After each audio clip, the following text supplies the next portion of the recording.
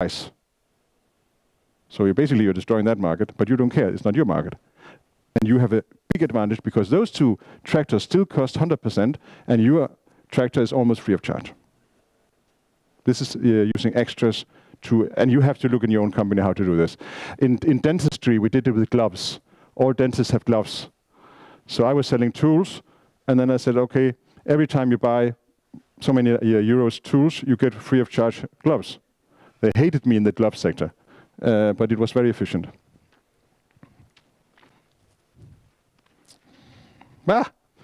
Camouflage prices. This is really funny. If you go on the internet and you want to look at the picture for camouflage, you have a lot of military coming up. And so eventually I just gave up finding a better way of illustrating camouflage, so I put this one on. The camouflage prices is part of what we've been talking about now. But it's all about making systems where it's not transparent exactly what your price is. And depending on the business, you can put this together. What you normally see is those of you who have mobile phones, you see the mobile phone companies, they have completely ridiculous price lists. Nobody actually knows what it costs to call on your mobile phone. You see, there comes an advertising on TV, and it says it's almost free of charge to move to this operator. And you move to this operator, and you didn't read that it says only for the first 3 months. Or it says onto this limit, or if you have megabytes, after this megabyte it changes to another speed, and so on, so on. It becomes completely impossible to actually compare one operator to another operator. And they do it very deliberately. They do the Ryanair technique. They come with a cheap price, and the rest nobody understands. I recently found out that my company has not been insured. I have really a lot of equipment in my outdoor company and my event company, really a lot. And I have this material, very big stuff, inside fence around some of the buildings I have.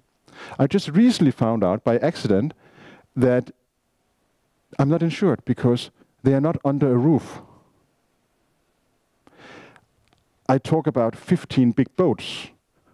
I can't get them under a roof. So I said to them, how come I've been paying for 7 years insurance for these boats when in principle they are not insured? Because they are not indoor. And I said, they're locked. He said, doesn't matter. Our condition says if it's outdoor, it's not insured. Check your own insurances, by the way, because I was quite surprised. Okay. I'm coming back there. I'm guilty. I am not very good in doing pricing. I have to force myself, and my staff normally forces me to be coming with more expensive prices than I want to.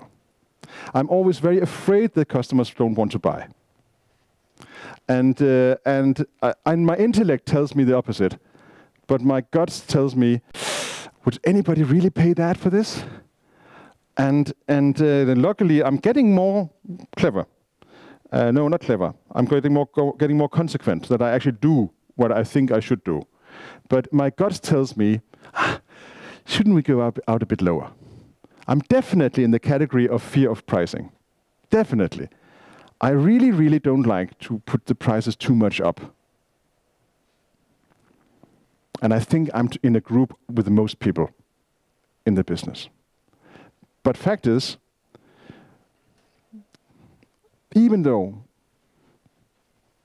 I squeezed myself to do these price increases, and even though I failed to do them sometimes, I have never regretted more the places I didn't do them.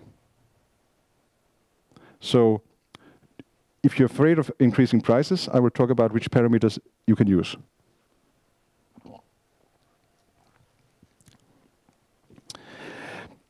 When you make contracts, then, and there will be prices in the contracts, then secure that there is the possibility of increasing prices.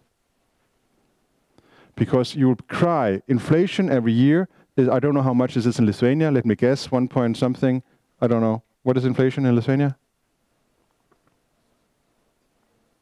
Sometimes deflation, but I think there's a small inflation. It's maybe 0.5%, maybe 1% each year, but it's accumulating. And you have in the contract to put in that there will be this price increase according to whatever index you have in the market. Or you put in a price index buffer, so you say that every year we can increase the prices between 0.5 and 5% without renegotiating the contract. Because if you give them a price and you didn't send a price increase, they say, we have a contract. And then you have to renegotiate the whole contract. By the way, yesterday when we talked about contract, I forgot to say one thing. Conclude the contract quick. Don't do this circus about sending them forth and back for 3 months, because it destroys the momentum you have in the cooperation with the customer. You just convince them and yourself to work together. And then it ends up with a lot of legal stuff forth and back.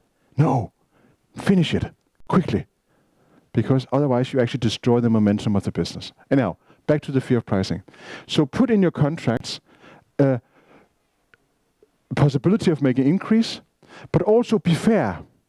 Put in a notice which is long enough for the customer to give notice to their clients.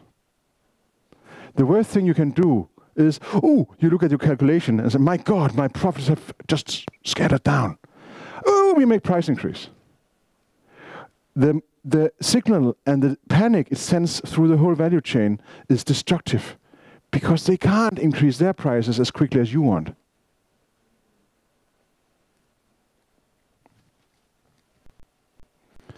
So don't be afraid of putting up prices according to inflation. You call it something else. You don't put a price increase. You call it price adjustment, inflation adjustment. It sounds better, and you don't have to call it a price increase. It is, of course, a price increase. When can you also increase prices?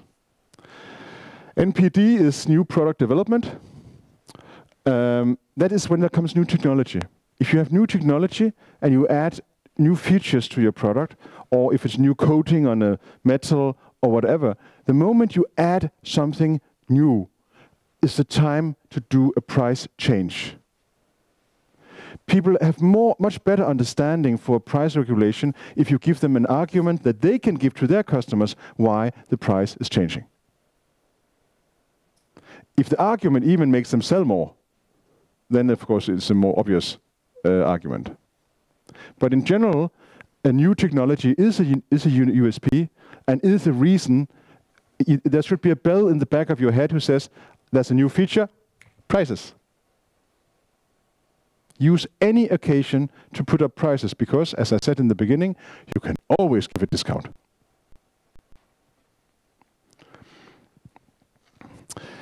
The market leader is normally the one deciding the price structure in a market. This is also why they are the market leader, because they position themselves the place where the most people want to buy it for the price and the service they supply. So normally it would be the market leader who decides the price in the category, which means if the metal company in Riga is 8 times bigger maybe than it is here in Lithuania, and they decide to increase their prices with 5%, then the whole other market moves up 5%. Sometimes smaller companies have this power in the market. If you have that power in the market, be aware of it and use it. Because if you're waiting for all the other ones to do it and they're waiting for you, nothing's happening.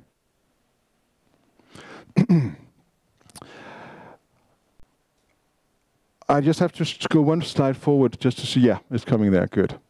You can increase the value of the category. This is coming on the next slide. You can increase the prices by doing marketing. You can say, guys, in February, we are launching, or maybe it's earlier in October, we are launching a huge marketing campaign.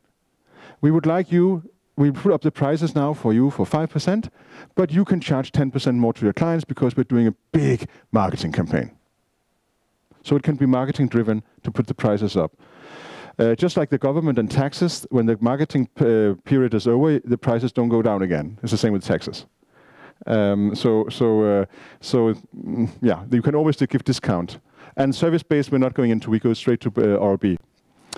When I was working in Jordan toothbrushes in Norway, we had this brush, which is an extremely boring toothbrush, but it was actually the market leader once in Europe. This version, you can't see it, had brushes which were crossing like this. We talk about 1970. I was not selling at that time, I came in much later. But this was the standard. And the toothbrush cost what a toothbrush cost. When I came into Jordan, we started developing, there was a very good development department. At that time, they were very creative. And we started making toothbrushes where, you know, when the kids were holding it, it was changing color. And when you switched off the light, they were illuminated, you could see them. And we were selling millions of that stuff. And we made difficult animals on the grip. Nobody did that before. So through this innovation, and also the cross V, every other brush had just straight brushes. So when you make like this, you make a story, and you take more money. So innovation had been driving the price increases through the system. But then there's a limit to how much you can do to a toothbrush normally. So the market kind of, prices stayed here. There were not really any new innovations.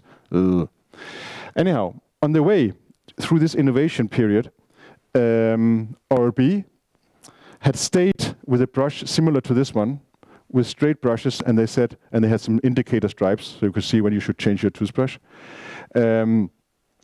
They had kept this one, saying straight brushes, this grip, and doing like this is the most efficient way to not harm your teeth and gums when you brush your teeth. And they continue to say this. They say, we are the partners of the dentist. We do what is clinical right for the patients. My sales were going like this, and Oral-B was going like this. Because I came with fancy toothbrushes, and everybody wanted to have a figure, a dolphin grip, and whatever. So we were going like this, and Oral-B was going like this. Then after suffering for 7, 8 years, I think they kind of not liked me very much. After having suffered for many years in really many markets, they finally decided, fuck the dentist, we are going to make a brutal design product. And they made probably the most ugly, not ugly, they made a fantastic product. It looks fantastic. Nice grip, brushes here and there, massaging the gums, and I don't know what's in this product. And they did a genius thing. By the way, this drawing for this brush was in our new product development department. I don't know how exactly the same brush was made by somebody else, but this is another story. We decided not to launch it because we thought it was too brutal for the gums. But they launched it. They made a big TV advertising about it, and they increased the prices so that this manual toothbrush became 5 times more expensive than the so far most expensive toothbrush. So they increased the possibility of having a toothbrush at all in the category. They actually made the value of the category 4 times higher. Heavy advertising. And they sold a lot. The brush is completely destructive for your gums. But it works, and they sold a lot. The rest of us, we said, they moved the price 4 times up. Do you think that our next brush we launched, how expensive do you think that was? We went up like 20% or under the Oral-B level, and we said, thank you very much. They moved the category. They moved the value of the category and made all of the market make more money, and they regained their position in the market. They completely, destroyed their position at the dentists. The dentists believe in advertising, but actually their story was right. And forget about oscillating brushes today. They are very destructive. The old soft toothbrush is the best for your gums, but there's no money in it.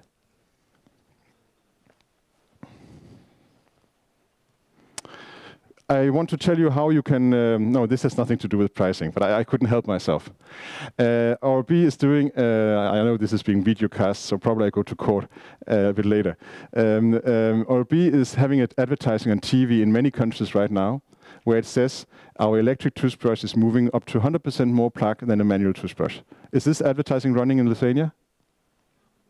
No, it will come.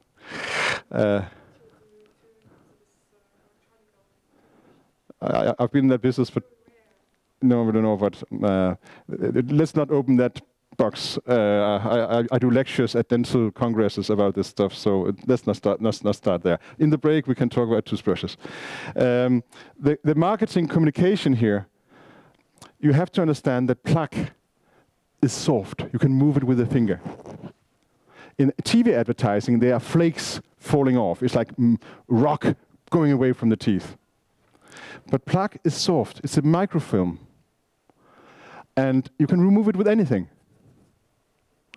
So the claim that this toothbrush is removing up to 100% more plaque than a manual toothbrush is the same to say that this brush is moving more plaque a place where the manual toothbrush has not been.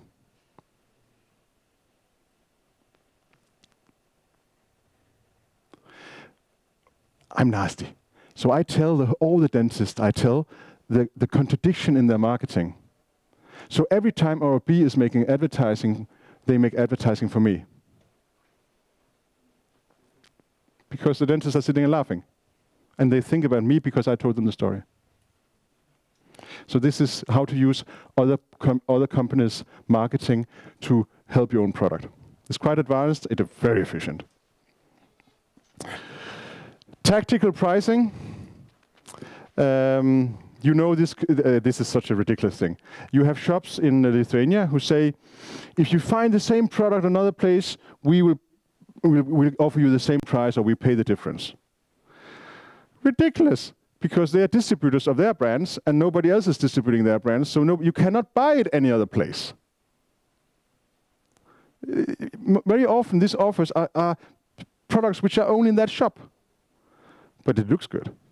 And sometimes, the big companies sometimes say also, okay, we accept this, and then maybe only 2 or 3 people actually bother to go and say that I can get this one cheaper, because how many people have time to spend like 2-3 days claiming about that this TV was 10 liters cheaper the other place? Most of us just say, I was fooled, and we go home and we put up the TV. So they calculate on a very small rate of coming back.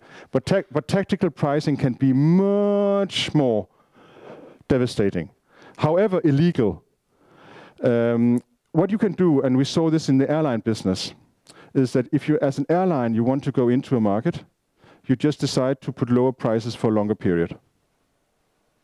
If you have 30, 40 other routes which make money, you decide to make this route for Barcelona, you decide to make cheaper, and you just wait, because your competitor is maybe a smaller company with fewer routes, and maybe they're suffering a bit because they have transatlantic flights and they don't make money, and then you just put lower price and you just sit and wait. And after half a year, suddenly this route is reduced to only twice a week. But the moment they do that, they lose the whole market, because people don't want to go to Barcelona if they can't go back next day. They want to be able to go back, preferably they want to be able to go out in the morning and home in the evening. And if not, they at least would like to go home every day. And they prefer not to go home in the middle of the day, because then they destroy a working day. So the moment they cut down on two departures, from 2 departures in a day to 1, or they have not every day, they're out and you take over the route. And surprise, what do you think happens afterwards? This is not legal. Well, as always, this is legal if you're not caught. I never lie unless you find out. We have regulations against this. In the EEC and in the US, we have laws trying to avoid people dumping the market and taking market shares this way. But it can be extremely intransparent doing these things. And if you use some of the techniques you've seen before here, you can camouflage it completely. So the list price is valid, that they get a free hotel room at the same time you cannot see.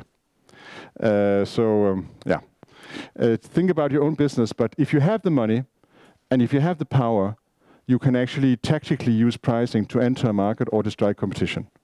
It's not nice, and sometimes they do it to you, and then you must know the tools. So either go to court if you can see they do it to you. Takes a long time, but the fines are quite big. I want to tell you a little bit about European law. We had a small part of it yesterday with the contract, and I promised you to follow up on the pricing today. There's a concept called EU pricing.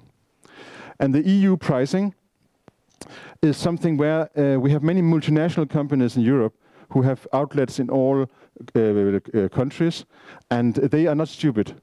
They are looking at the prices in each country, and as you said, what happens if we give the wrong price? They truly do parallel export. If you don't have control over your distributors in Europe, and you really believe that they're so stupid that they can't in their total system see where the lowest price is, then you are really mistaken. You will see that Slovakia will buy 20 trucks of your stuff. And strangely enough, the other countries don't buy anything. They are not stupid. So if you can keep the price differences, as we discussed before, within a limit where the logistics and the administration is killing such a construction, is fine. But if you try to do something which is very big mismatch, you risk two things. You risk that the clever ones are using your price structure to move the goods around, or if you do it very systematic, you risk that the European lawyers are coming after you, and they will give you significant files for making subsidies in the market. And even smaller companies have experienced this. It's not only the big guys.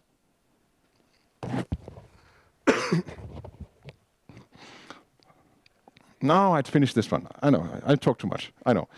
I want to tell you about the Adidas case. When the European Union expanded to more countries, then a big player like Adidas had a price structure and a positioning. They were a quite famous brand, and obviously they didn't want to go down in prices and be squeezed down to a lower level. But what happened was that they insisted that Adidas should only be sold in sports shops and in clothing shops. So what happened was that the big supermarket chains came and said, we want to buy from you. You have a price list, we have seen it. We would like to have this Adidas shoe, we would like to have 200,000 pairs. Adidas said, no, you cannot buy it because you are not a shoe shop or a sports shop or a leisure shop, whatever. And the supermarket chain said, sorry, this is illegal. You are entitled to sell to us. We are a buyer in the European Union. You must sell to us if we want to buy. Do you know that these are the rules? But these are the rules. You cannot obstruct a customer who wants to buy. People don't really know the impact of what is happening in Europe right now. But what happened was that the Adidas went to court and they lost. Took years, cost a lot of money, and they lost. Then they made a compromise because the Adidas people are not stupid. They made a compromise. They said to you, guys, if we destroy our brand, then you also don't get much money out of selling our brand. So that what they did was they made different product lines. They made specific product lines for the supermarket, and they made specific product lines for the special shops. In this way, they could justify a different price structure in the market. Because, of course, the supermarket was selling it cheaper than the specialized shops. There are ways around this, but this is technical. You can actually say that my price is this, and only customers who commit to do this, and this can buy. But then you have to do it to everyone. But it's different products for Adidas, yes? Yeah, it was different products, different colors. But to be honest, it has been hurting them. No, yeah, exactly. But they could have said no to that. But Adidas, the supermarket chain was clever and said, okay, let's have a good relation instead of a fight. Yeah, break, sorry. Break, coffee outside, sorry.